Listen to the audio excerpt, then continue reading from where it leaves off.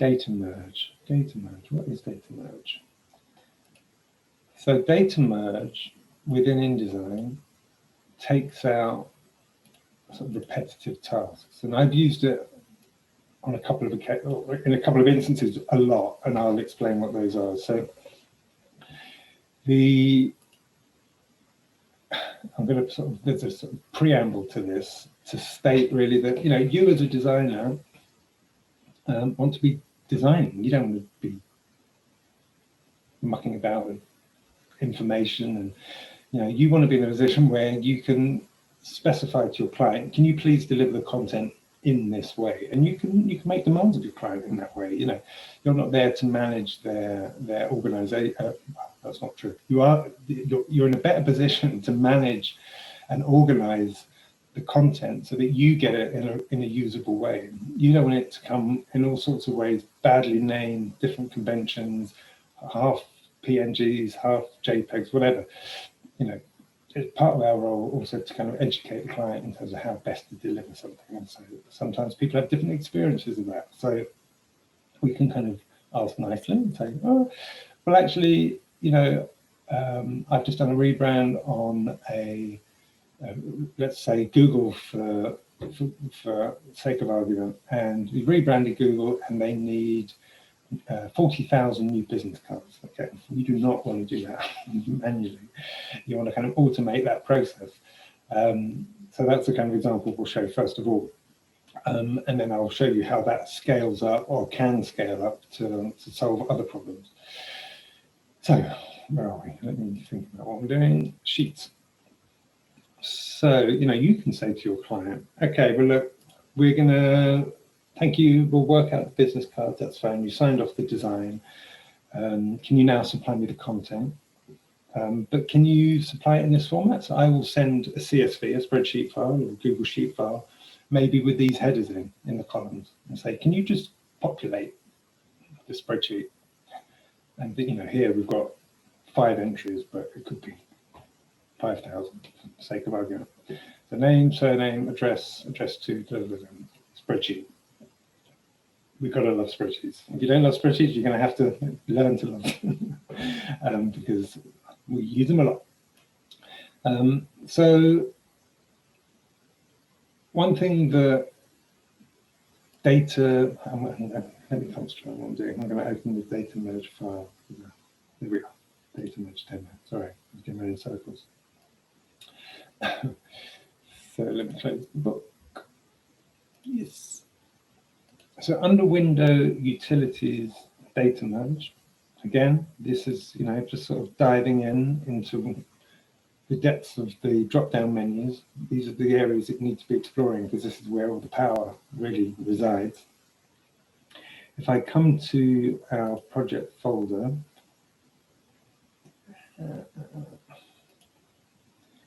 go in circles. I tried to add a shortcut, again, PC weirdness. So, data merge works with simple text files, .txt, so super basic file, and it works in this way. So it needs to be comma delimited, which just means comma as a spacer to demark the next entrant. So you can see here we have a spreadsheet, and here we have a comma delimited. Now I've used InDesign to convert and format that for me actually. And I use InDesign a lot to kind of reformat things sometimes when I'm working with spreadsheets. So this is super technical, but a bit technical, but just so you know that it's plausible more than anything. So when I copy and paste that spreadsheet in, it's coming in with tabs. There's no commas in there, but I know that there's a tab there, and as well as kind of doing find and replace on text, I can find and replace on formatting. So that's the icon or symbol, combination of symbols for a tab. And then I can select the tabs and put in a comma. So if I do it for that story and change all, Now, that text has all been formatted in the correct way. Okay, so there's comma in between each of those, if you can see that, rather than the tab. So after the name, before the address, obviously the address might be different between different locations. You don't need to worry about that, the client's done that. So I would then copy and paste that out into a text file. And then when you come into data merge and you say select data source, you go to that text file, think data. I've already done it, but all it does, those headers from that first line that were split by a comma, it's brought those in: name, surname, address, 123, postcode, telephone, email. Okay, we're only working with 5 cards, but let's imagine it's 5,000. Okay? So we've got our design, but I'm going to design it now, super quick. I've got a text box there, and I know I'm going to start with the name. Between the name and the surname is a space, so that's fine. I've got a space in there. I'm going to put the telephone number next, because we prefer people to talk to each other than email, ideally. Email. Then, for example, I change the text options and put the text to the bottom, just because I want it to align with my margin. Let's ignore the baseline grid at the moment. Turn that off, because that's distracting. And now I've got text falls to the bottom in text frame options. So now address 1, address 2, address 3, and I'm just putting in the associations in terms of layout. But I can go a step further. I can also then apply a style sheet. So I can say, well, we want the name in header 3. We want the telephone and email address in the light version, but we'll stick with the body copy for the address and the postcode. Now I'm going to make sure I've only got a single page. So I've got a single page in there, and I've got that set out. Super simple layout, easy peasy.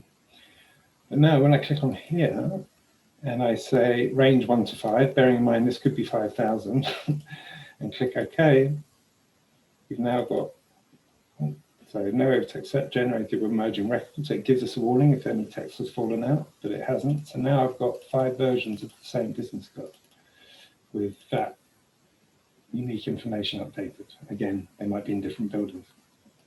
But that sort of demonstrates the power of you as a designer managing the design and delegating and making sure that you're getting the content in a usable form for you that's going to make your life easier. So sort of thinking in these ways and prepping content in that way, that just means that you can kind of concentrate on crafting and refining a design rather than chugging away creating 5,000 business cards. The kind of caveat with all of this, when you're using kind of maths and kind of functions to help you align things, of course things work mathematically, but you always need to kind of cast an eye over it and make sure it's working optically. So, here, for example, if I'd have set this template up with a short text column width, and somebody has a long surname, it's going to start affecting the layout. So I want to make sure that the template that I'm designing to migrate and deal with the data merge has enough air in it to kind of accommodate all the elements. Now, of course, 5,000, they still need to be signed off. You could go through 5,000 pages, or you make the client go through 5,000 pages and say, can you sign these off? Because ultimately they need to sign it off. So you need to check it as well. Ideally you would, but if you're pressed for time, just say, can you please check them? Because they ultimately have to sign it off. So why check it twice when they can shoulder that responsibility? So fine, business cards, no big deal, but there's other ways of using it. So we've just done it here with text, but another function within data merge, and this is something that you should play around with and have a trial of, is it can also work with images. So column I, for example, might be images, and then you would paste the file name of the image, not you, the client. Can you link in all the images? And I've used this to great effect in designing like coffee table books, where the layout's quite simple. So for example, here, this was a book for, again, Thames and Hudson, called 100 Years of Architectural Illustration. And it was about 500 pages, something like that. And 500 images, 500 captions, 500 media, whatever. So I set out the templates.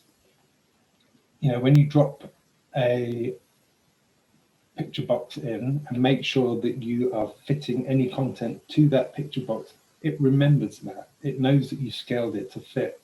So if you make sure that that's part of the template, even the scaling of the image will be automated on a per page basis.